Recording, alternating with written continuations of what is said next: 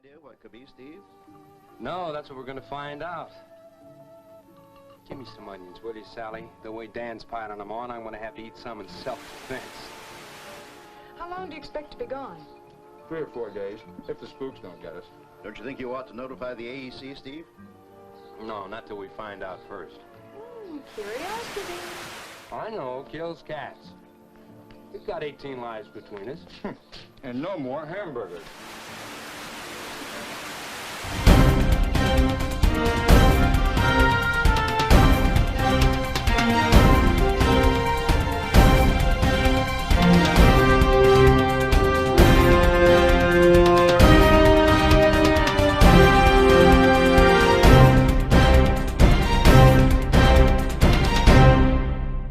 Good morning, good afternoon, good evening. You're watching PNT. I'm your host, wondering why I have to take the red or blue pill when all I really want is a pre-roll.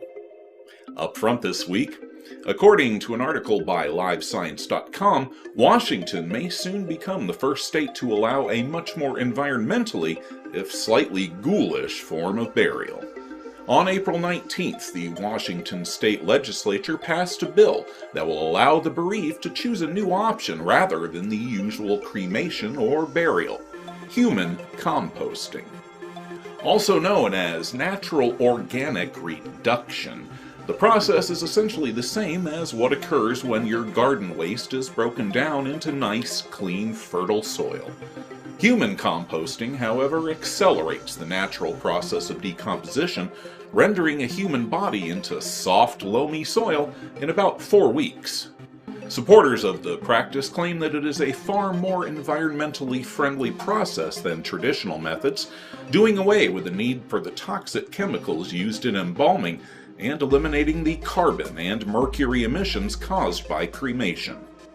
Proponents of the technique also claim that it provides an alternative for those who feel standard services are far too detached, clinical, and cold, lacking any warmth of feeling or closure that many are looking for.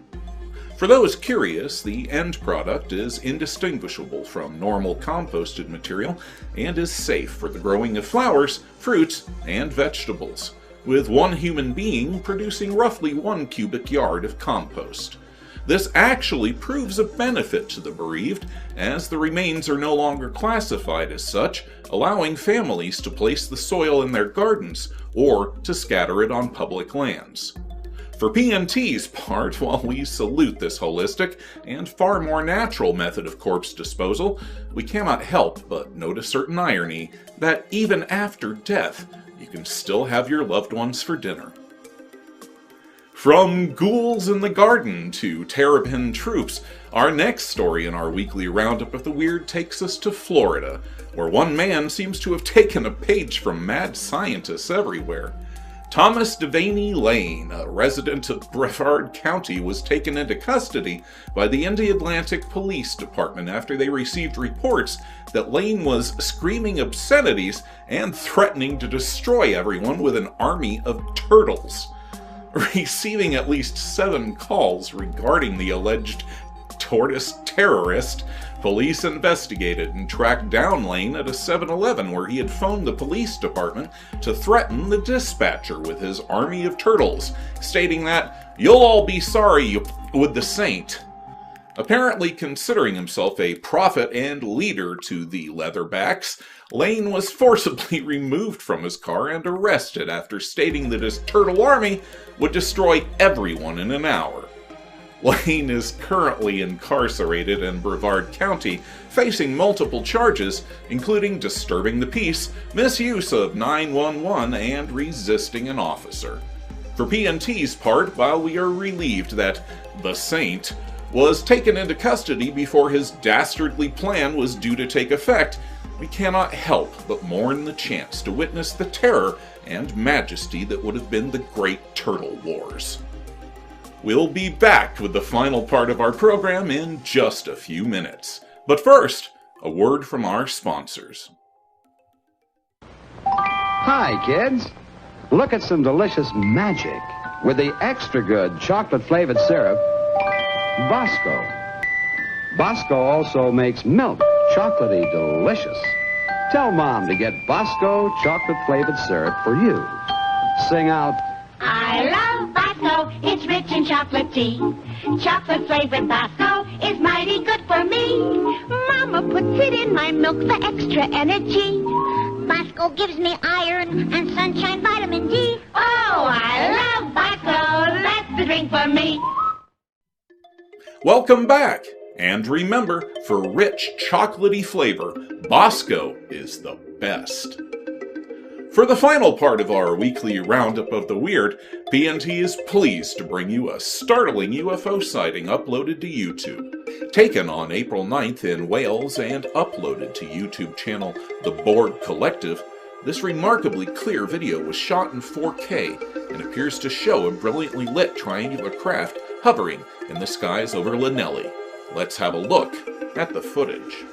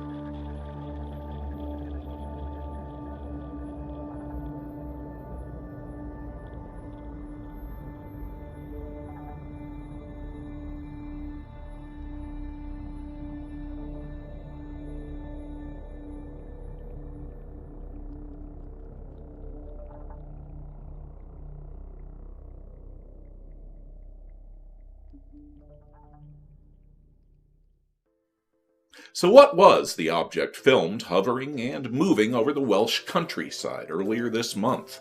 Let's run down the possibilities. As usual, birds, clouds, meteors, and flares are out. Drones? Possible. The fact that there are no identifying background items in order to help us determine the size, direction, and altitude of the object does not make analysis easy. So, while we have no real idea of the size of the object, we can cautiously rule out drones from the lack of noise on the audio track. At least, the noise a drone makes, very loud and high-pitched. So, while a drone could be a viable possibility, it's just not the best one. Commercial aircraft, including small planes, do not seem a likely cause. Most could not hover in place the way the object here seems to. The same restriction would apply to most military planes. Airplanes outside the enormously noisy Harrier jet do not hover in place for prolonged periods. But there are aircraft, both civilian and military, that do. Helicopters, in this case, military helicopters. First, PNT must make note of the fact that the footage is taken in 4K resolution, extremely high and detailed, and a far cry from the usual potato can footage we generally have to work with. This clarity, despite the dark surroundings, allowed us to pick out details of the craft that would have been otherwise hidden.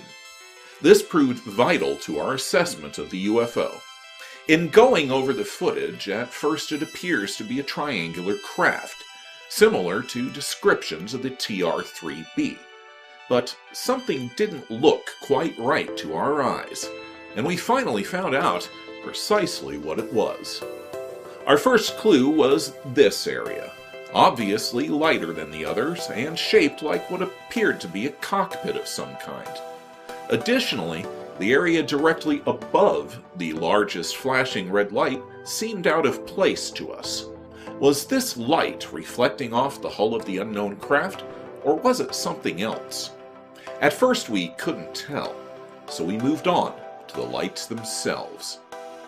Whenever PNT looks at footage, one of the first telltale signs we look for that indicates that a UFO is in fact a terrestrial aircraft is the presence of any blinking lights, especially red and green lights. Red and green lights are part of the vehicle identification system that is required on all aircraft. Placed on the wingtips of the craft, the lights signal the two sides, right and left. Other commonly placed lights are landing lights and tail lights, which can be white or red in color. For the landing lights, generally white. For tail lights, red. Following this line of reason, PNT attempted to match the light patterns seen in the footage to any known aircraft light patterns. While we did find similarities in several aircraft, none were an exact match, and the required green running light was clearly not visible. Momentarily stymied in our search, PNT turned our attention back to the cockpit and the strange reflection. After closely looking at the reflection, we suddenly realized that we were not looking at the hull of the craft, but instead the reflection of the blinking red light off a rotating blade, the ultimate telltale evidence of a helicopter. That led us to re-examine the cockpit area in relation to the lights, and suddenly we found that we were not looking at a triangular craft from the bottom or side, but instead a military helicopter seen from head-on.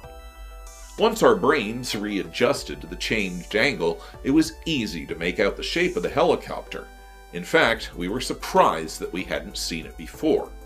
But just for final confirmation, we turned back to the lights, and found that they were a dead-on match for the light patterns on helicopters, be they commercial, military, or private.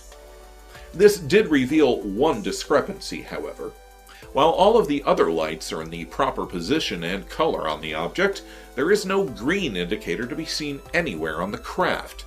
Instead, we see an odd cluster of smaller red lights, which would lead one to believe that this might have been a military exercise or other operation that required a stealth configuration, or that this particular craft's light had burned out and had somehow not been replaced, which goes against the required checklist of any aircraft before it even takes flight.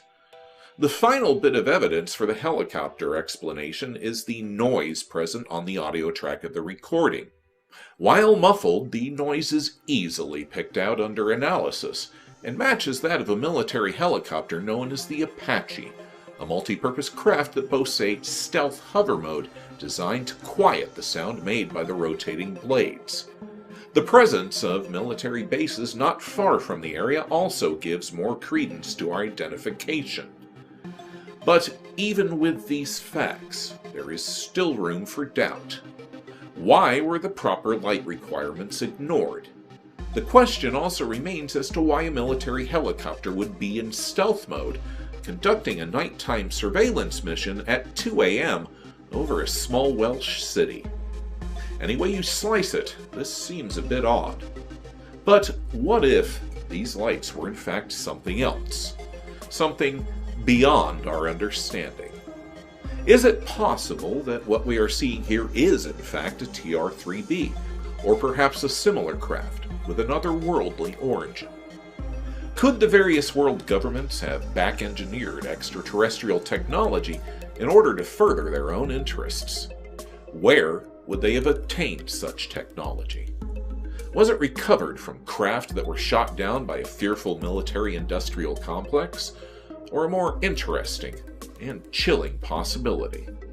What if the technology that these purported black triangles employ was not recovered, but gifted? Is it possible that our world leaders cut a deal with an alien civilization in return for technology? What then was the price they were willing to pay for leapfrogging mankind's technology from vacuum tubes to integrated circuits in less than 20 years?